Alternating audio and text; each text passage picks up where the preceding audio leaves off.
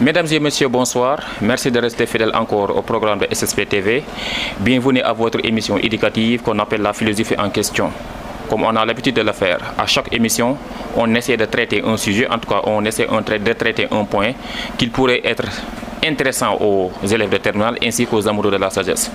Pour aujourd'hui, nous allons tenter de parler du domaine 1, communément appelé l'introduction à la philosophie, ou si vous voulez, la réflexion philosophique. Et sur ce, nous allons essayer de traiter une question qui semble susciter un tollé, une question en tout cas qui divise les philosophes, une question qui a suscité un débat contradictoire dans le champ philosophique, à savoir la philosophie a-t-elle une utilité? De prime abord, il faut comprendre que l'histoire de la philosophie est souvent jalonnée de critiques, de contestations et de remises en cause. Mieux encore, on pourrait dire, beaucoup de critiques, de suspicions, voire de méfiances ont été développées à l'endroit de la philosophie.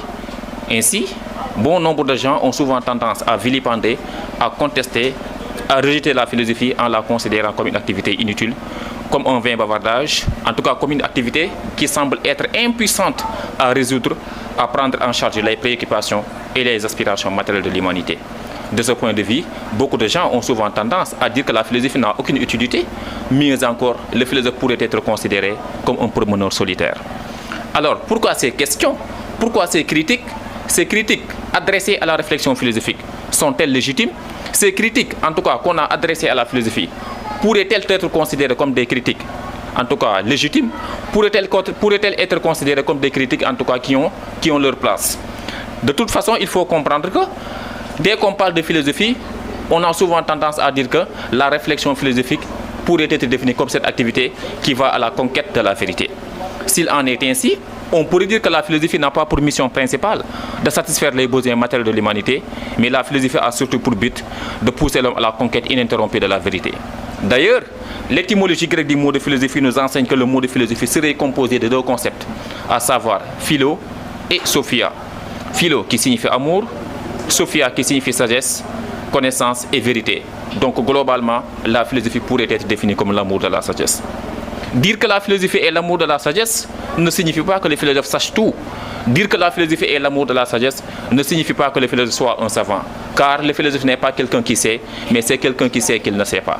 Or, dès qu'on est conscient de notre ignorance, naturellement, on va à la conquête de la vérité pour compenser, pour pallier cette ignorance. De ce point de vue, la philosophie pourrait être définie comme une quête, enquête et conquête ininterrompue de la vérité.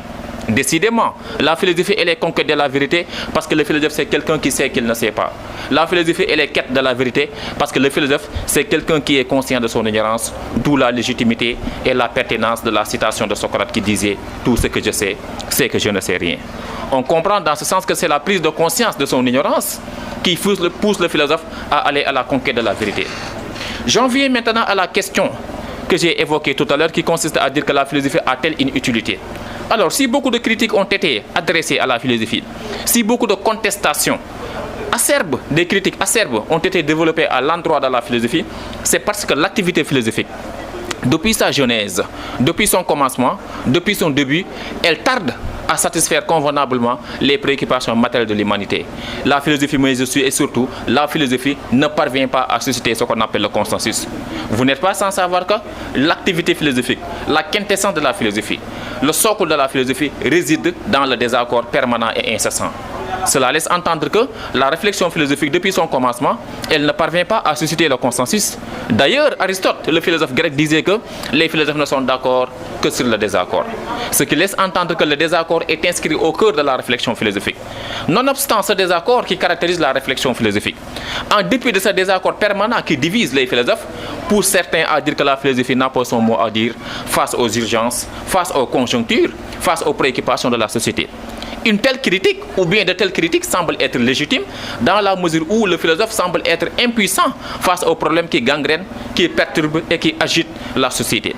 Dans ces circonstances, devant ces situations, il serait peut-être important, il serait préférable de faire recours à la science, il serait préférable d'écouter d'autres hommes, à savoir les hommes religieux, le scientiste ou bien le scientifique, plutôt que d'écouter le philosophe. Pourquoi? Parce que le philosophe est considéré comme un vain bavardage, parce que la philosophie, excusez-moi, est considérée comme un vain bavardage. C'est la raison pour laquelle, d'ailleurs, nous pouvons comprendre l'homme du sens commun, qui, à ses yeux, le philosophe est considéré comme un promeneur solitaire, qui, à ses yeux, l'activité philosophique n'a pas son mot à dire face aux conjonctures de la société. C'est dans ce sens d'ailleurs que nous pouvons comprendre Fernand Dumont qui disait que la philosophie, on n'a pas besoin de la philosophie pour construire des frigidaires. Ce jugement négatif porté à l'égard de la philosophie laisse entendre que l'activité philosophique, en tout cas, n'a pas réussi à satisfaire convenablement les préoccupations d'ordre matériel de l'humanité. Voilà l'une des questions, l'une des critiques qui pousse d'aucuns à dire que la philosophie elle est inutile. D'autre part également, nous pouvons dire que cette critique adressée à la philosophie semble être utile, semble être légitime, dans la mesure où l'activité philosophique est souvent caractérisée par le désaccord permanent.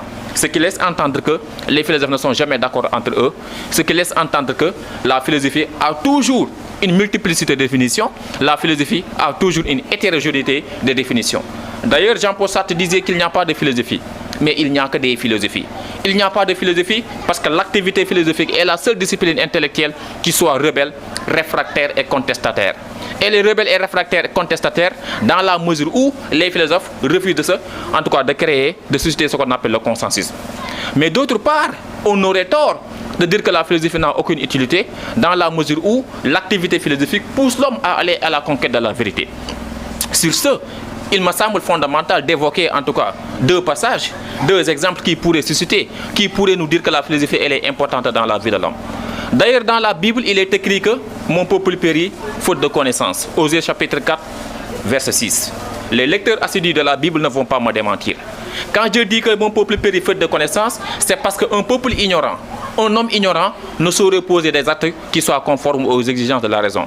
Dans cette perspective, on pourrait dire que la philosophie, oui, elle a son mot à dire. Dans le même ordre d'idée de dire que la philosophie, elle est une activité utile, on pourrait évoquer la fameuse pensée musulmane, parce qu'il y a une pensée musulmane qui dit que, je cite, celui qui fait l'effort de rechercher, s'il trouve, il a deux bienfaits. Celui qui est lié à l'effort de recherche et celui qui est lié à la découverte. S'il ne trouve pas ou s'il se trompe, il a au moins un bienfait, celui qui récompense l'effort de rechercher. De ce point de vue, on comprend que l'activité philosophique pousse l'homme à aller à la conquête de la vérité. De ce point de vue, on comprend qu'il faut philosopher pour échapper à l'ignorance, pour reprendre la judicieuse expression du philosophe grec Aristote.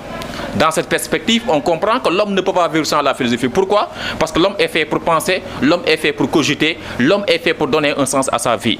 Et seule la philosophie, en tout cas, disons l'activité philosophique, fait partie de ces disciplines qui poussent l'homme à philosopher pour se démarquer de l'ignorance.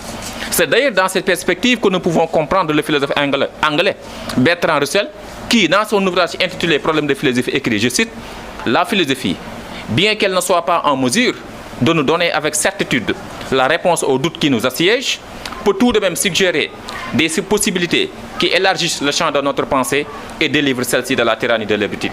Dans cette perspective, on comprend que l'activité philosophique est faite pour permettre à l'homme de se démarquer de l'animalité qui sommeille en lui. On comprend dans ce sens que la philosophie elle est là pour combattre les injustices et les fléaux qui accablent la société. C'est d'ailleurs dans le même ordre d'idée toujours que nous pouvons comprendre Platon dans son ouvrage intitulé La République.